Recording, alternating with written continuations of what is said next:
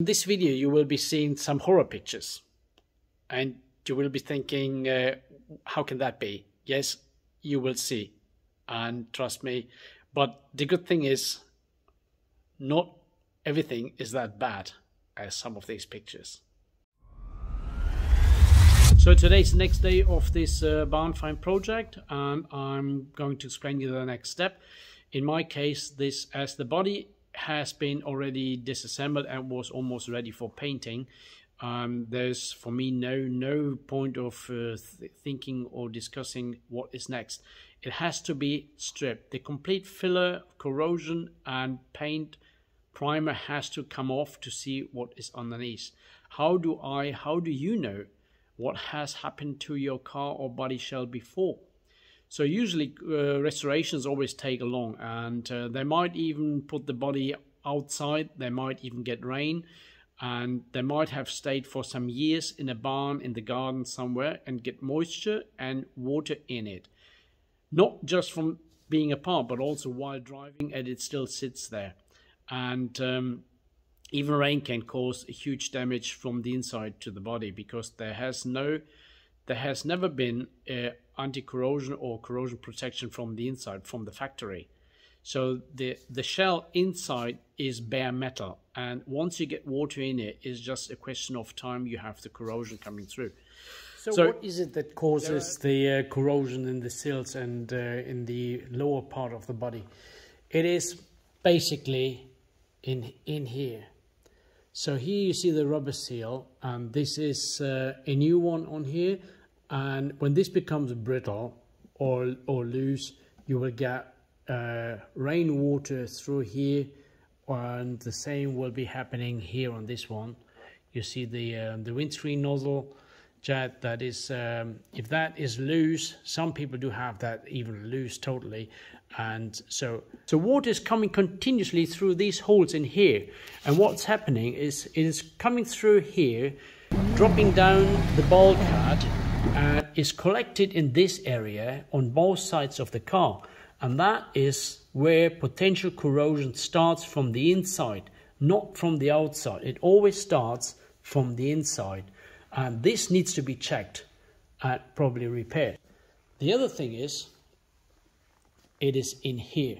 And you see, there is a narrow gap, and this is perfect for leaves staying in here, getting soaked with water, and over the time, especially when the car is standing over years somewhere under trees. So this is the ideal spot for collecting moisture and starting to corrode. Once it's corroded, the smallest hole, water is coming through, pouring down the A-post. It is pouring down the sill in here, and then it is moving forward or backwards. When it's running forwards, you will have it collected down here in this area. And this is where you need to look out for. So down there, where the mounting for the engine frame is, so this is basically are the points where the water is collected. And so this area, and so corrosion goes through, and then it also penetrates the other side to the driver foot area. So that needs to be checked.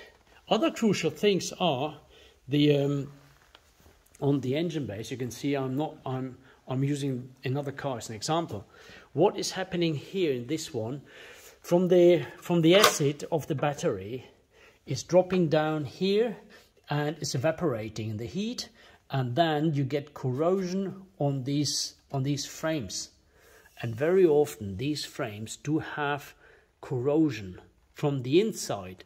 They might look good from the outside, but when you start cleaning them, you will discover some holes, and you need to replace them.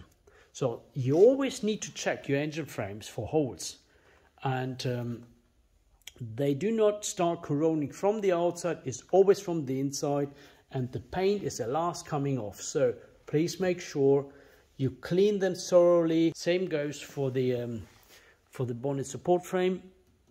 This one here, very often you have some holes in here because water is coming through these holes and entries in here. You see that down here?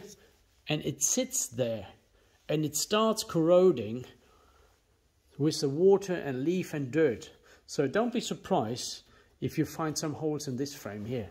In my case, obviously, as you have seen on the car, the body was left for about 30 years in a dry shed. And still, I'm not sure what has happened to the car before. It could have stayed maybe 1 or 2 years somewhere outside, getting full of water, starting to corrode from the inside. So these are things we never know. You don't know what happened to your body before you bought it, or your project, or your other car. There are too many people out there just having a nice new paint, a sales paint it is called, and trying to cheat people and blending something new in it. But the heavy bodywork required to get a really neglected shell back to old glory, it is a lot of work, and it requires a lot of skills, and it involves a lot of money. So just covering the really obvious needs is an easy task, but replacing the panels and everything, it will lead you to cost of about 30 to 40,000 euro, including the panels and the metalwork. On top is the paint job. So as better the bodywork is done, as more you might save on the paint work. But how do we start now? So we have the project. In my case, it was already stripped and then abandoned. And the car we have here, not the one behind me, but the one in the pictures, and I've shown in the other editions, is it was about ready to get primed and painted in the end. But how do I know, how do you know what has happened to your body shell before you bought it? Soaked into water and then started to corrode from the inside. Usually the body never corrodes from the outside towards the inside. So how do we make sure how the body looks really? It hurts a bit to remove a nice looking paint. In my case, I don't have that question. I need to get it all off and see what is underneath and how good the previous work has been done. So now it's a time to tell you how we remove the rust and corrosion and filler of the shell. So we decided to opt for acid dipping, which is a new approach for me. So I don't know the results before, and but I have the results, and you will see it at the end of the video. I will just leave you with a slideshow, and then you can make up your own mind if it's worth it and if it's a good shell or not. I know it, and you can comment at the end of the video or below. You can write the comments or any question, just please ask me, and I will try to comment and answer as soon as possible.